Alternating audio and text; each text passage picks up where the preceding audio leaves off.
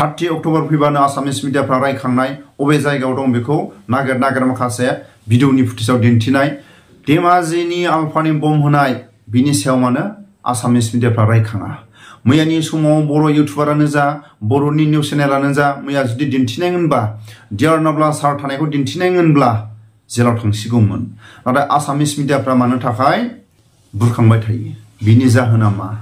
ক'ত আছে নৰহত্যাকাৰী ৰঞ্জন দৈমাৰী আমাক চাকৰি নালাগে একো নালাগে মোৰ ল'ৰাকো নালাগে চাহিবিলে শাস্তি দিয়ক ফাঁচি দিয়ক ডাইৰেক্ট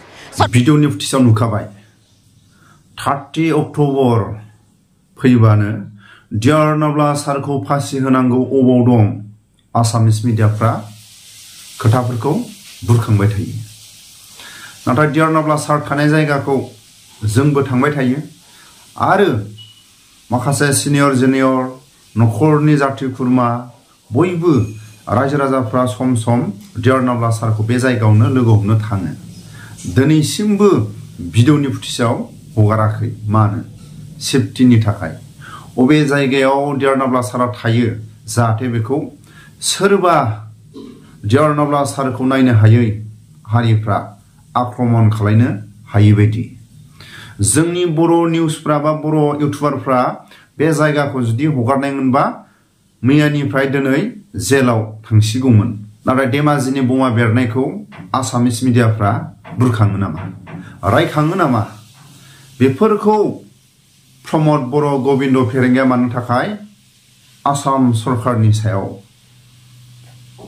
खावलायनो हायाखै मिडियाफ्रा डियार नाब्ला सारनि सायाव बर'फोरनि सायाव थांखांनाय माखासे खोथाफोरखौ मानो बोसोर बोसोर जानानै थांनाय 30 अक्ट'बरनि बे समखौ मोनफैबाथाय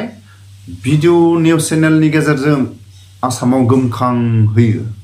बे जोबोद दुखुनांथाव अराय सम बे निउसनि गेजेरजों डियार नाब्ला सारा अबे जायगायाव थायो बिनि जायगाखौ दिन्थिदों फोरमायदों बिनि सेफटिया उननि समाव बेसेबां आसाम सरकारा होनो हागोन बिनि सायाव प्रमद बर'आ खावलायनो हागोन ना हाया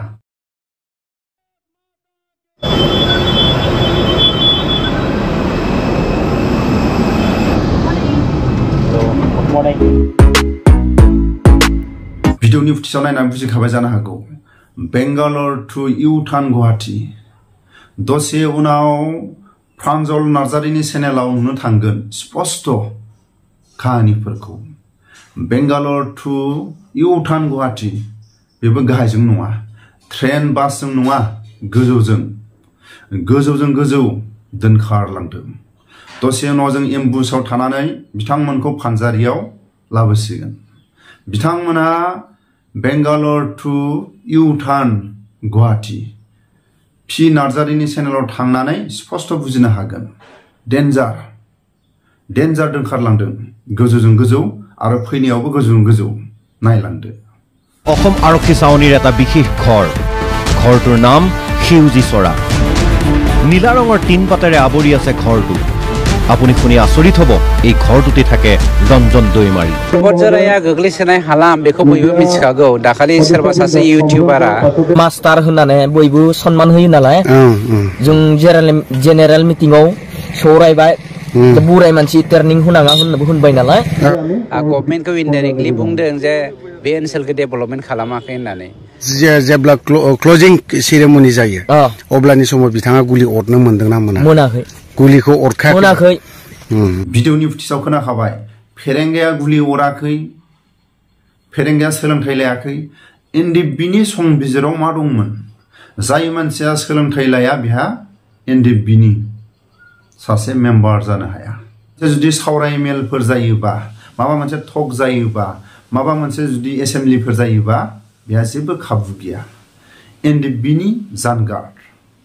जाय मानसिया सोलोंथाइ आरो गुलि अरा बिखौ सिभिलियान बिथाङा सासे अभारनि नाथाय दिनै फेरेंगाया एनडिएफबिनि बेनारखौ लानानै दिनै गावनि सनानि गादियाव दं दिनैनि समाव एक्स एनडिएफबिनि दैदेनगिरिफ्रा साफ्रोमबो एक्स एनडिएफबिफ्रा एनडिएफबिनि थाखानाय संबिजिरखौ मानो फल' खालामनो हायाखै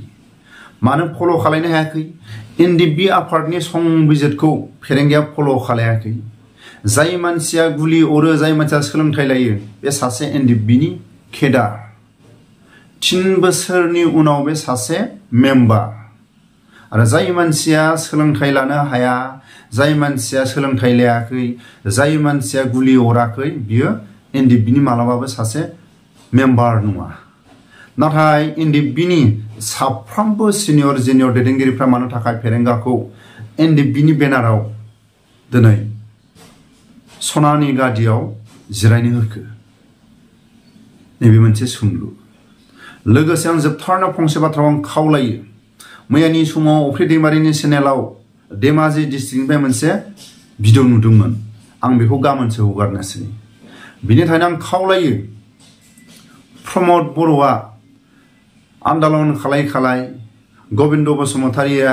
हाग्राबारियाव थानानै दावहा नांनानै फेरेंगाया दावहा नांनानै सावरायग्राया दावहा नांनानै गाव गावनि हाजिराखौ गाव गावनि खस्थ' खालायनायखौ मोननो हाबाय जायफोर आबसुनि समाव सारनायाव अखा बांखा सान्दुं अखा राजा लामा गाथेनो थांदों प्रमद बर'आ गावनि हाजिराखौ गावनि खस्थ' खालायनायखौ थफ्ला मोनबाय जायफोर आन्दलनाव थांनाय बिथांमोननि हाजिराखौ दिन हिसाब जायफोर खेबबेसे फैदों जायफोर आन्दलनाव फैदों बिथांमोननो दिनैनि समाव हाजिरा हरनो हागोन ना हाया प्रमद बर'आ सोरबा रायजो राजायानो जाथों सोरबा फरायसा आफादनियानो जाथों साफ्रोमबो राजा लामा गाथेनो फैनाय बिथांमोननो हाजिराखौ हिसाब खालायना हरनो हागोन ना हाया आरो लोगोसे जायफोर एक्स-एनडिएफबिनि बेकग्राउन्डआव बेनारखौ लानानै गादियाव दं जायफोर रिटायार्ड डिसार्ज जायफोर एनडिएफबिनि सोमावसारनायाव बाहागो लानाय बिथांमोननि दिन हाजिराखौ गबिन्द बसुमतारि फेरेंगा सावरायग्रा हिसाब खालामना हरनो हागोन हाया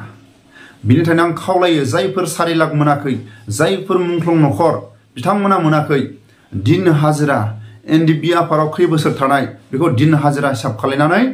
गबिन्द बसुमतारिनो गांसे लाइजाम हो फेरेंगानो गांसे लाइजाम हो सावरायग्रानो गांसे लाइजाम हो बिनिखायनो आं खावलायो साफ्रोमबो एक्स-एनडिएफबिफ्रा जायफोर 4 लाख मोनाखै जायफोर मुंख्लं नखर जायफोर एनडिएफबियाव बोसोर थानानै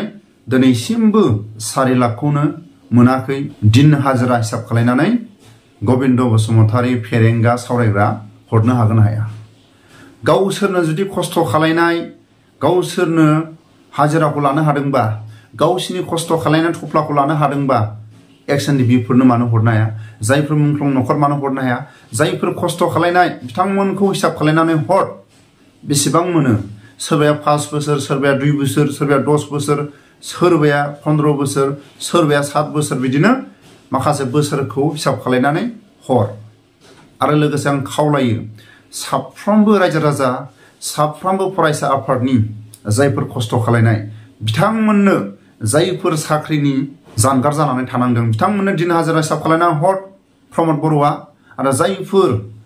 खस्थ' खालायनाय बिथांमोना हिसाब खालायनानै प्रमद बर'नि टेबोलाव होफै साफ्रोमबो एक्स-एनडिएफबिफोरखौ आं खावलायो सोरबा सिनियर सोरबा जुनियर सोरबा गबिन्द ग्रुप होननानै मा मावनो हादों सोरबा फेरेंगा ग्रुप होननानै मा मावनो हादों सोरबा सावरायग्रा ग्रुप होननानै मा मावनो हादों एखे सोरबा बोसोरसे मावदोंबाबो बे एखेयानो सोरबा सानसे मावदोंबाबो बे एखेयानो बिनि थाखायनो बयबो समानै एनडिएफबिनि फिथाइखौ बा एनडिएफबिनि सोमावसारनायजों फिथाइखौ मोननो थांदोंबा बा मोनदोंबा बयबो मोनजानांगोन जोबथेसालियाव दिन हाजिरा सानफ्रामबो हो गबिन्द बसुमतारि जायफोर जोबथेसालियाव दं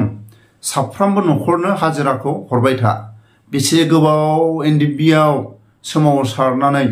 जोबथेसालियाव थानाय आरो हाग्राबारियाव थानाय बेफोरखौ हिसाब खालायनानै गबिन्द बसुमतारि फेरेंगा सावरायग्रा नखराव हाजिराखौ हरबाय था एकदम रोखा नों रोखा